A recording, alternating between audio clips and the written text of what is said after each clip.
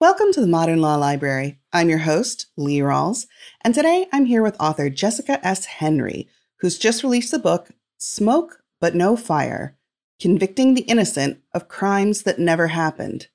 Jessica, thanks so much for joining us. Thanks so much for having me. So your background really did lead you into writing this book. Can you talk a little bit about how you came to write Smoke But No Fire? Absolutely. I was a public defender in New York City for 10 years, and then I joined the faculty at Montclair State University in the Department of Justice Studies. And I was able to bring that experience as a public defender into the classroom.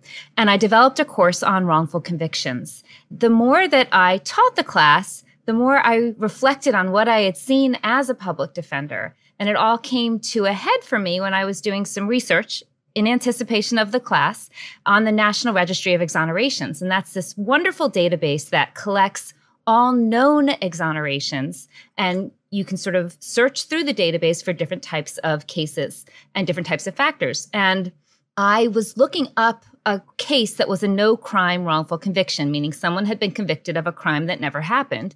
And as I was doing the research, I saw that in the database, 1/3 of all known exonerations were no crime wrongful convictions. And I thought, that couldn't possibly be right. And so I emailed the registry and I said, is that correct? And they said, yes, it was. And at that moment, I knew I needed to learn more about how it's possible that 1/3 of all of the known wrongful convictions involve people who are convicted of crimes that simply didn't happen. And let's dig into that a little bit, because I know when I think of wrongful convictions, the first thing that pops into my mind is, oh, someone was murdered and the wrong person was identified as the murderer and went to prison or was on death row. And then it was discovered that they didn't really do it. But, you know, there was a person who had died and had been murdered. But when I picked up your book and I saw Convicting the Innocent of Crimes That Never Happened, I was like, what do you even mean? And so what do you mean when you say that no crime was committed or that it was a no crime wrongful conviction? Well, that category of case, no crime wrongful convictions, refers to a whole host of situations. And again, I'm not sure I ever thought about it specifically like this until I really dug in to this category of wrongful convictions. And it includes things like a fire that's mislabeled an arson when really it was an accident, or a baby who dies and the police or a medical expert decide that the baby died from shaken baby syndrome when in fact it had a kidney failure, or where the police engage in flagrant misconduct and plant evidence of a crime that never happened, or where someone falsely accuses someone else for their own personal motivations, whether that's revenge or a financial gain. So there's all of these different triggers, if you will, that can result in the false belief that a crime occurred where none did. But once something is identified as a crime, the police step in and do what they think they're supposed to do, which is solve the crime. If a crime was committed, then somebody committed the crime. And that's how we get into the situation where a wrong person is arrested, prosecuted, convicted, and sometimes incarcerated for decades, sometimes on death row, for events that were never crimes in the first place. And you do identify just numerous anecdotes, and it is like witnessing, you know, a snowball falling down a hill, and as it rolls, it just acquires more and more mass, and all of a sudden it's this giant thing that no one could possibly stop, or it seems that way. Could you read for us? I found this so interesting. Oh, it's one of the first anecdotes in your book, and it's about the first wrongful conviction where there was no crime committed that we have been able to identify in the United States. Sure, I'd be happy to. In 1812, Richard Colvin vanished without a trace from his home in Manchester, Vermont. Colvin's brothers-in-law, Jesse and Stephen Bourne, were suspected of playing a role in his disappearance. Years later, in 1819, a man claimed that the ghosts of Colvin appeared in his dream and directed him to dig up Colvin's murdered body from the Bourne cellar. Armed with the spectral mandate, the townspeople dug through the Bourne cellar floor. They found items belonging to Colvin, but no body. Soon after, a boy found bones under a tree near the Bourne farm. Triumphantly touting the bones as proof that Colvin had been murdered, the town arrested the Bourne brothers. While in custody, Jesse Bourne confessed that Stephen, with Jesse's help, had killed Colvin. What prompted this confession is unknown, but he recanted shortly after making his statement. Later, but before the trial began, the bones were re-examined and determined to be of an animal and not human origin. The town nonetheless pursued its case, relying heavily on Jesse's confession and the new testimony of a jailhouse informant who had shared Jesse's cell.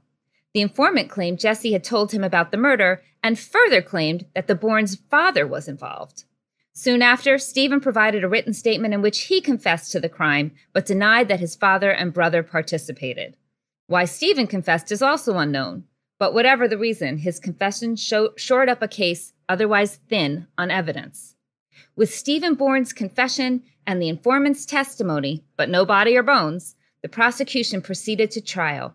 Both Bourne brothers were convicted of murder and sentenced to death on the gallows. Jesse's sentence was later commuted to life in prison. With Stephen's life literally hanging in the balance, a minister read a newspaper article about Richard Colvin and recognized him as a man who was alive and well in New Jersey. With Colvin identified, the Bourne brothers were released from prison. There had been no murder. What's so incredible about this being the first identified case of a no-crime conviction is that it involves so many of the elements that you then tease out in different chapters and talk about, well, this is how this can happen, or this is how this can happen. I mean, right off the bat, we have faulty forensic science. We have a false confession. We have a jailhouse informant who straight up lies. And we have prosecutors who are determined to get justice for this man who is, again, alive and well in New Jersey. So it really is a great way to start out the book. I think that if we could go to the forensics a bit, at the ABA Journal, we were one of the first national publications to talk about faulty bite mark evidence, but it really is kind of incredible looking back, seeing the kinds of claims that have been made about what forensic science can and can't tell us. Can you talk a little bit about that chapter and what you've seen when it comes to faulty forensic science resulting in these no-crime convictions? Yeah, it runs the gamut. So you can first sort of say there's folks who are very well-intentioned and believe what they're doing, but fundamentally get it wrong. So in the book, one of the cases that really just got me was Rodriguez Crawford, who is charged with murdering his infant child. And the medical examiner just assumed that the baby had been suffocated and didn't do the rest of the work that would have revealed the actual cause of death, which was an illness. And that's shocking to me. They just they made assumptions that were based on race. Rodriguez Crawford was Black. They made assumptions that were based on class. Rodriguez Crawford was poor. And they didn't do what they were supposed to do, which was actually examine what was in front of them. And so we see how cognitive biases can play out in influencing forensic evidence and the misuse or the misapplication of forensic evidence. And it just kind of snowballs from there. So you mentioned bite mark evidence, and it is truly stunning how that type of evidence where an expert, a quote unquote expert, comes in and says, yes, I can take the imprint of a wound that appears to be a bite mark and I can match it to an individual person with some degree of certainty, how that's even allowed into court, because that is just junk science. And yet, again, in my book, I sort of detail cases where people were convicted and sentenced to incredibly lengthy prison terms for false evidence about bite marks.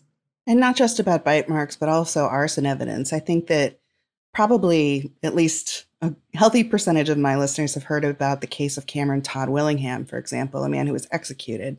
Could you talk a little bit about that case? Sure. Yeah. Arson, in my book, I talk quite a bit about how forensic experts misidentify using bad fire science, misidentify fire origins as arson as opposed to accidents. And in the case of Cameron Todd Willingham, he was a man down in Texas. A fire broke out in his home, and his 3 children died in the fire. And he was charged, arrested, prosecuted, convicted, sentenced to die, and executed for the murder of his children. And modern forensic scientists, when they went back and looked at the quality of the forensics that were used to determine the fire was arson, were shocked because it seemed very clear to them that it was an accidental fire. So we've talked about how people who are well-meaning but just not informed enough about how much they should trust in a science or a confession have proceeded. But there are also definitely times when people wind up convicted or prosecuted for these no-crime convictions where there was a malintent, whether that's, the person who accused them of a crime that was not committed, or say police officers who planted a gun or drugs on someone. Could you talk some about what you discovered in writing this book about those cases? There is a history of forensic misconduct, let's say in the area of drug cases. Annie Dukin up in Boston led the charge. Somewhat infamously, she manufactured the results of lab tests. So she would claim to have tested a substance and say it was positive for drugs when it wasn't. And thousands of people were convicted based on her testimony. And she's not the only one. There's a whole cast of characters of people throughout the country. It's not unique to Massachusetts, who literally invented from whole cloth the results of their tests. But there's also an interesting phenomenon that I talk about in the book. In Texas, for instance, the police would routinely stop mostly Black and mostly Latino people, and they would claim to find drugs, and they would conduct a test on those drugs right there on the spot. It's called a field test. And the field test would come back positive, which would give the police probable cause to arrest the person, and the person would be hauled on into court. And at their arraignment, the prosecution would say, here, I'm giving you a plea offer right now, take it or leave it, sort of a rocket docket approach. And people would often just plead guilty based on the positive outcome of the field test. But field tests are notoriously unreliable. They're often wrong. And so what happened in this one county in Texas, in Harris County, Texas, is they did something a little bit unusual. In most places, once somebody pleads guilty, the case is closed, the evidence is filed, and it's over. But in Harris County, they continued to send to the lab those field tests. And there was a big backlog, but once the lab looked at the tests, they kept coming back with negative results, meaning the field tests had been wrong, and it wasn't, in fact, drugs that the police officers had found. And Harris County took the very unusual step of trying to locate the defendants who had pled guilty to crimes that they did not commit and exonerated or dismissed the cases where they were able to find the defendants. But there are still some defendants they couldn't find who are walking around with convictions on their records based on a plea of guilty to a drug crime that never happened. And that's one of the more insidious things, I think, as I was reading the book, that I was really thinking about. Because, and you have a whole section on these sort of pleas to misdemeanors or more misdemeanor type crime. We have whole organizations of people who dedicate their lives and time to helping exonerate people who are on death row, for example. But there just is not the same kind of attention paid to people who decided that they were just going to take a plea agreement to a misdemeanor type crime that never happened. Could you talk about both why and what factors would prompt someone to agree to a plea agreement when they hadn't done anything wrong? And two, what the effects on their life could be following that? Yeah, sure. So, misdemeanors are often overlooked because people think of them as petty offenses. They don't think they are important or super serious. And of course, it's true. You can't serve more than a year in prison if you've been convicted of a misdemeanor offense, but they have very dire consequences, which I'll get into in just a second. But what winds up happening is I don't think many people appreciate just how onerous and traumatic the process of being arrested is. So You've been stopped by the police. It's often very threatening, very intimidating. If they decide to arrest you, you are handcuffed, you are put in their police car, you are taken to the precinct where you will often sit and sit and sit until finally your name is called, and then you're processed through the police booking system. And then you sit and sit and sit some more until you can be brought in front of a judge. And by that point, 24 hours can have passed, depending on the jurisdiction that you're in, or more. And you may have employment responsibilities, childcare responsibilities, family issues that you have to address. And if someone offers you a plea that enables you to go home at that moment, people often take it, even if they did nothing wrong. On some level, that makes sense. I mean, if you're going to fight a misdemeanor case, you're probably going to come back to court multiple times to do so, which means multiple days off of work, multiple days you have to arrange for childcare or elder care, whatever your responsibilities are. And you have to fight your way through the court security to get into the building, assuming that is that you were able to get out in the first place and that bail was not set on your case. You can have misdemeanor bail set. And for some people, it's just too much to make. And so people make the decision to plead guilty. But what they don't understand is that misdemeanors are convictions and they appear on your record. And depending on the nature of the conviction, if it's a drug case, for instance, it can have significant consequences on your housing, on your future employment prospect, and it also creates a criminal justice fingerprint. And we know that people who are in the criminal justice system are more likely to be targeted by the criminal justice system. And so it creates a cycle that can prove incredibly onerous and stigmatizing for the individual who thought they were doing the right thing and maybe were doing the right thing in that particular moment by taking a plea to something they didn't do. Now, we've talked about police and prosecutors who have, motives that may lead to these no crime convictions, but you also identify other parts of the system that also bear some responsibility for this. And one was defense attorneys. And having been a public defender, you absolutely know the kind of caseload that people are struggling with. But what did you see as the way that defense attorneys can be letting their clients down or contributing to this, no crime conviction rate? Yeah. So, I was really fortunate because I worked in an office known as it's the Bronx Defenders, and they take a really holistic approach to criminal defense. And they have a team where there's a social worker and you've got a supervisor, and they really sort of all hands on deck at all times. But even at the Bronx Defenders, caseloads are very high.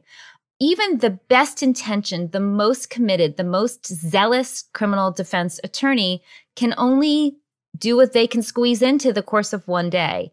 And they have to prioritize. It's often triage. And that's really difficult when you're talking about the liberty interests of people who are entirely dependent on you, their assigned lawyer.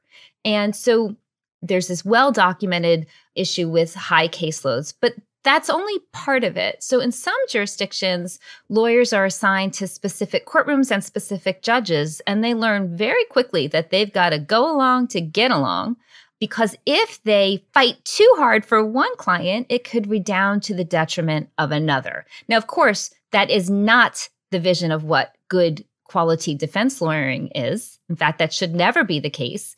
But there's a practical reality on the ground about what happens in day-to-day courtrooms. So there's that.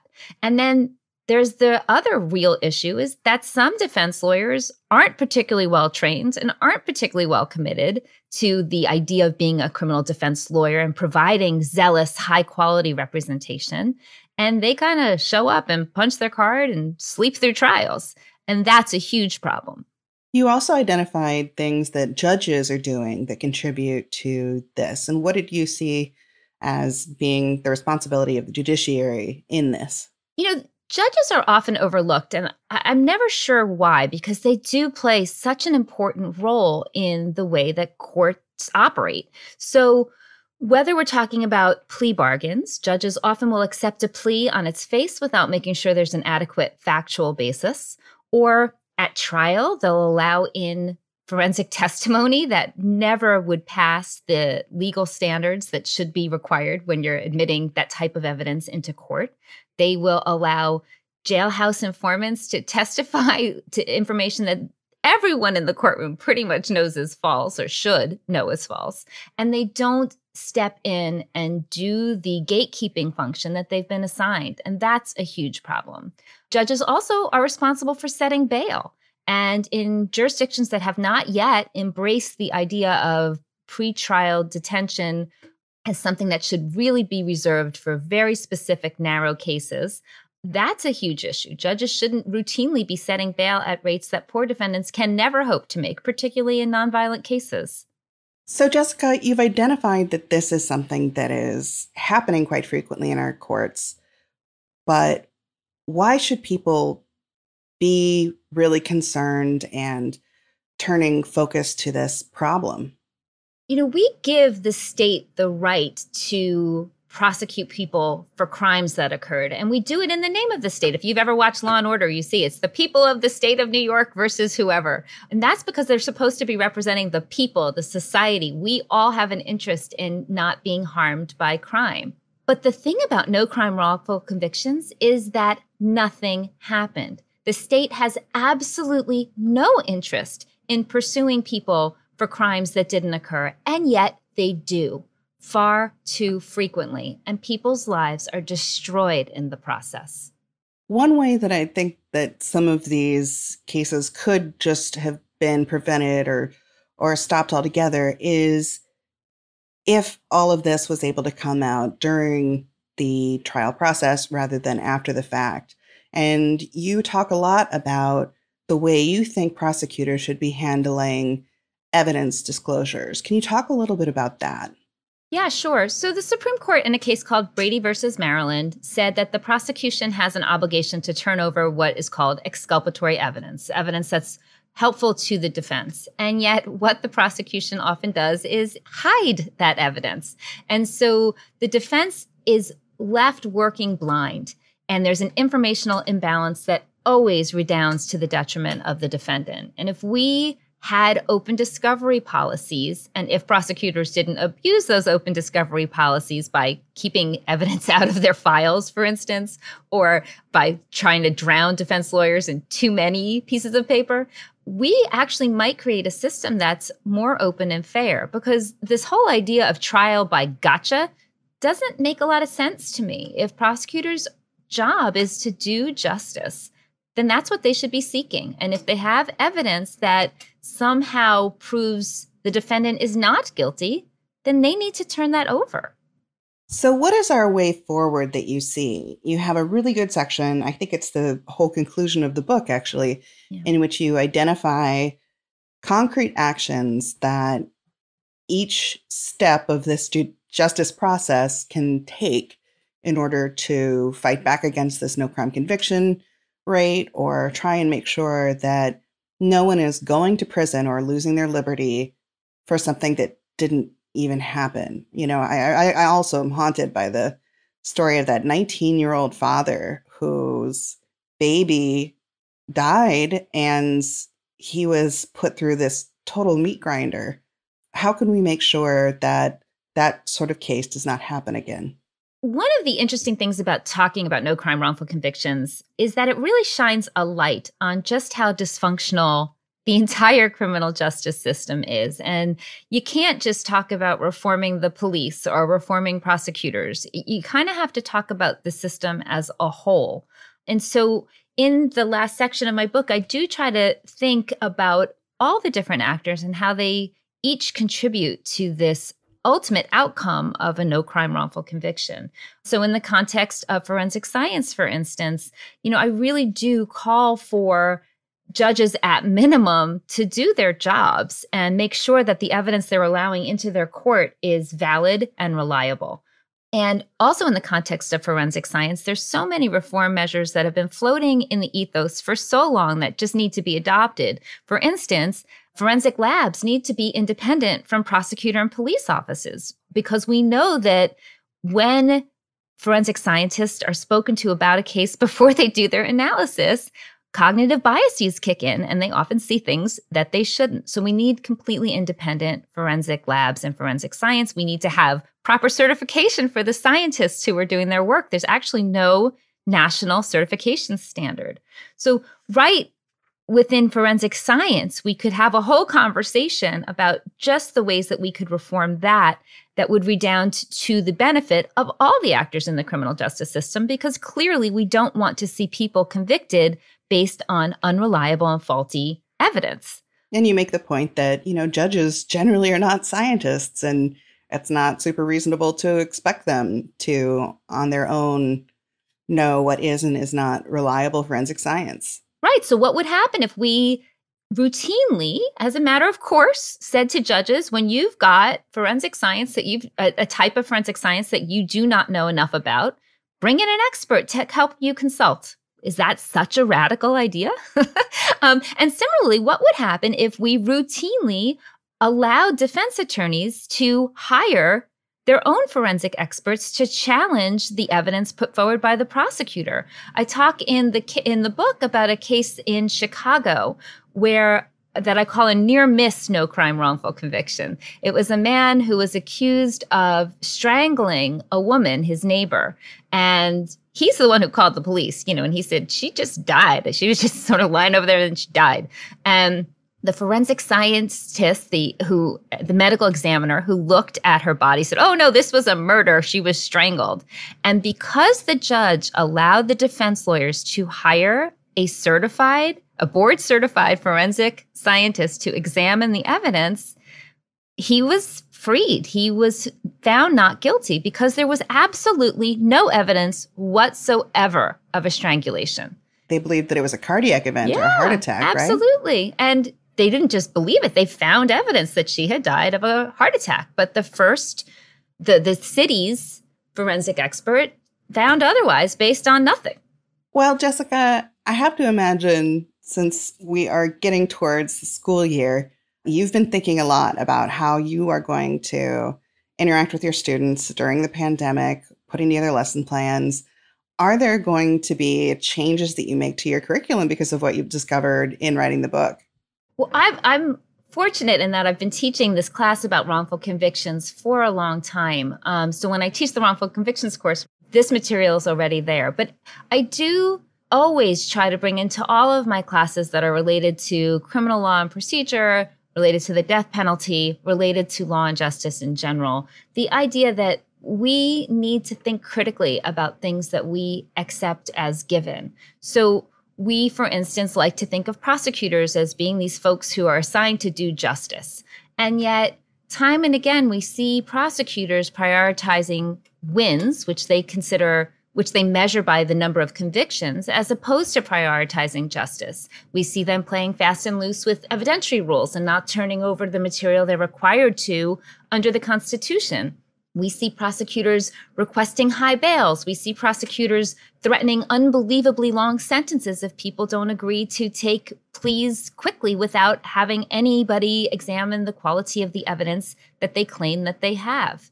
We see prosecutors relying on informants who have incentives to lie, or we see prosecutors accepting the police version of events without critically examining the evidence that's theoretically supposed to be supporting them. And so that's just one small area that this book helps me expand upon in class. We need to think critically about the actors that we so often take on their face as being, folks who do their jobs properly and well. Jessica, thanks so much for joining us to talk about your book, Smoke But No Fire. If people were interested in either purchasing the book or reaching you in order to talk further about these issues, where could they go to do that? So if you are interested in buying the book, it's available anywhere you like to buy books, including your local independent bookstore, Amazon, Barnes & Noble, and even the University of California Press. And if you want to reach me, I have a website, www.jessicahenryjustice.com, and you can reach me right through there. Well, thank you for joining us, and thank you to my listeners for joining us for this episode of the Modern Law Library. If you enjoyed this podcast, please rate, review, and subscribe on your favorite podcast listening service.